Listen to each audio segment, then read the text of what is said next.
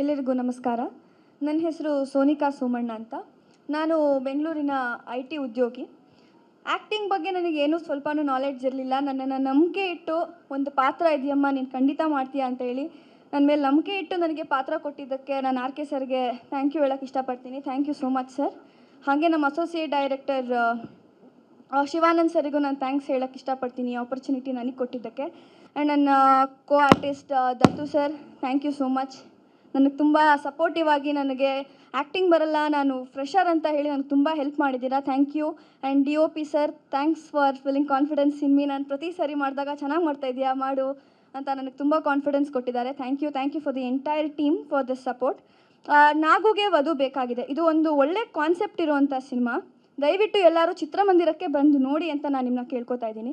And madam, ನೀವೊಂದು ಪ್ರಶ್ನೆ ಕೇಳಿದ್ರಿ, ಅದು ನನಗೆ ತುಂಬ ಇಂಟ್ರೆಸ್ಟಿಂಗ್ ಅಂತ ಅನಿಸ್ತು. ಅಂದರೆ ತುಂಬ ವರ್ಷಕ್ಕೆ ಮುಂಚೆ ನಮಗೆ ಜನ ಇವಾಗ ಮೇಲ್ ಡಾಮಿನೆನ್ಸ್ ಇತ್ತು. ಸೊ ಅದಕ್ಕೆ ನಾವು ಇವಾಗ ವಾಪಸ್ ಮುಯ್ಯಿಗೆ ಮುಯ್ಯಿ ಅನ್ನೋ ಟಿಟ್ ಫಾರ್ ಟ್ಯಾಟ್ ಹೇಳಿದ್ರಿ. So madam, tit for that ಮಾಡಿದ್ರೆ ಇನ್ನೂ ಸ್ವಲ್ಪ ವರ್ಷ ಆದಮೇಲೆ ಹೀಗೆ ಜನಸಂಖ್ಯೆ ಆಗುತ್ತೆ. ಸೊ ಉಳಿದಿರೋ ಹೆಣ್ಮಕ್ಳನ್ನ ಆಬ್ವಿಯಸ್ಲಿ ಒಂದು ಹೆಣ್ಣಿಗೆ ಒಂದು ಗಂಡು ಮಾಡ್ತಾರೆ, ಉಳಿದವ್ರು ಹಂಗೆ ಇರ್ತಾರೆ. ಓಕೆ, ಅವ್ರ ಜನರೇಷನ್ ಮುಗಿಯುತ್ತೆ, ನೆಕ್ಸ್ಟ್ ಜನರೇಷನ್ನಿಗೆ ಈಗ ಹಂಗಿಲ್ಲ ಅಲ್ವಾ, ಈಗ ಭ್ರೂಣ ಹತ್ಯೆ ಸ್ಟಾಪ್ ಆಗಿದೆ. ಸೊ ಈಕ್ವಲ್ ಆಗಿ ಸ್ಟ್ರೆಂತ್ ಬಂದಾಗ ಮುಂದೊಂದು ದಿನ ನಾಗುಗೆ ವಧು ಬೇಕಾಗಿದೆ ಇರೋದು, ಇನ್ನೊಬ್ಬರಿಗೆ ವರ ಬೇಕಾಗಿದೆ ಅನ್ನೋ ಸಿನಿಮಾ ತೆಗಿಬೇಕಾಗುತ್ತೆ ಆಫ್ಟರ್ 20 years ಅಲ್ವಾ. ಸೊ ಈ ಥರ ಹೌದು ಮೇಡಮ್, ಇಂಡಿಪೆಂಡೆನ್ಸಿ ಕೂಡ ಇದೆ. ಬಟ್ ಸ್ಟಿಲ್ ಇದು ಇಂಡಿಯಾ ಆಗಿರೋದ್ರಿಂದ we all get married to each others ಅಲ್ವಾ. ಸೊ ನಾನೇನು ಹೇಳ್ತಾ ಇದ್ದೀನಿ, ಜೆಂಡರ್ ಇನ್ಇಕ್ವಾಲಿಟಿ ಬೇಡ, ಗಂಡು ಡಾಮಿನೆನ್ಸ್ ಹೆಣ್ಣು ಡಾಮಿನೆನ್ಸ್ ಬೇಡ. Ultimately we are all human beings ಅಂತ ಹೇಳಕ್ಕೆ ಇಷ್ಟಪಡ್ತೀನಿ.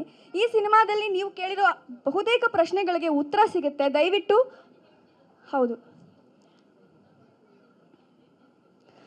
ಅದು ಒಂದು ಹ್ಯೂಮರ್ ಕಂಟೆಂಟಿಗೋಸ್ಕರ ತಗೊಳ್ತಾರೆ ಮ್ಯಾಮ್. ಬಟ್ ನೀವು ಹೌದು ಹಂಗಿತ್ತು ಮ್ಯಾಮ್. ನಾವು ಹೆಣ್ಮಕ್ಳು ಕ್ಷಮೆಯ ದರಿದ್ರಿ ಅಲ್ವಾ, ಒಂದು ಕ್ಷಮೆ ಕೊಟ್ಟು ಒಂದು ಚಾನ್ಸ್ ಕೊಡೋಣ.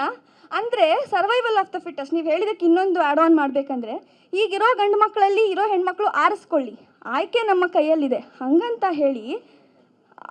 ಹೇಳಿ ನಾವು ಸರ್ವೈವಲ್ ಆಫ್ ದ ಫಿಟ್ಟೆಸ್ಟ್ ಇರೋದ್ರಲ್ಲಿ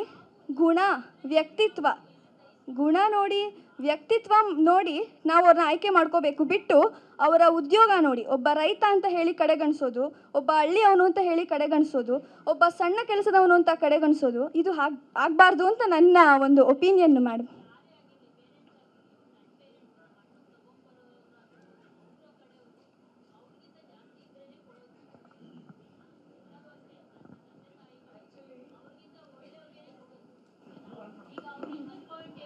ಅಲ್ಲ ನಿಮ್ಮ ಇದಕ್ಕೆ ಉತ್ತರ ಕೊಡ್ತೀನಿ. ನಾನು ಮದುವೆ ಆದಾಗ ನಮ್ಮ ತಂದೆ ಮಾರೇನಹಳ್ಳಿ, ಇಡೀ ಊರಿಗೆ ಭಾಳ ದೊಡ್ಡ ಶ್ರೀಮಂತರು. ನಾನು ಮದುವೆ ಆಗಿದ್ದು ಒಂದು ಸ್ಕೂಲ್ ಟೀಚರ್ ಮಗನ್ನ. ನಾವು ಬೆಂಗಳೂರು, ಅವರು ಉತ್ತರ ಕರ್ನಾಟಕ. ನಾನು ಈ ಮೆಸೇಜ್ ಏನು ಕೊಡ್ತೀನಿ ಅಂತಂದರೆ, ಸ್ಟೇಟಸ್ಗಿಂತ ಇವತ್ತಿನ ಜಗತ್ತಲ್ಲಿ ಪ್ರೀತಿ ಭಾಳ ಮುಖ್ಯ, ಅನ್ಯೋನ್ಯತೆ ಭಾಳ ಮುಖ್ಯ. ಎಲ್ಲ ಥರ ಕಷ್ಟ ಇರುತ್ತೆ, ಎಲ್ಲ ಥರ ಅವಮಾನಗಳಿರುತ್ತೆ. ಒಂದು ಸಂಸಾರ ಅಂದರೆ 2 ಗಾಲಿ ಇದ್ದಂಗೆ, ಇಬ್ಬರು ಅಡ್ಜಸ್ಟ್ ಮಾಡಿಕೊಂಡು ನಡಿಬೇಕು, ಅದು ಭಾಳ ಇಂಪಾರ್ಟೆಂಟು. ಸೊ ಅದ್ರ ಬಗ್ಗೆ ಆರ್ಗ್ಯುಮೆಂಟ್ಸ್ ಬೇಡ, ನೆಕ್ಸ್ಟ್ ವಿಲ್ ಪಾಸ್ ಆನ್.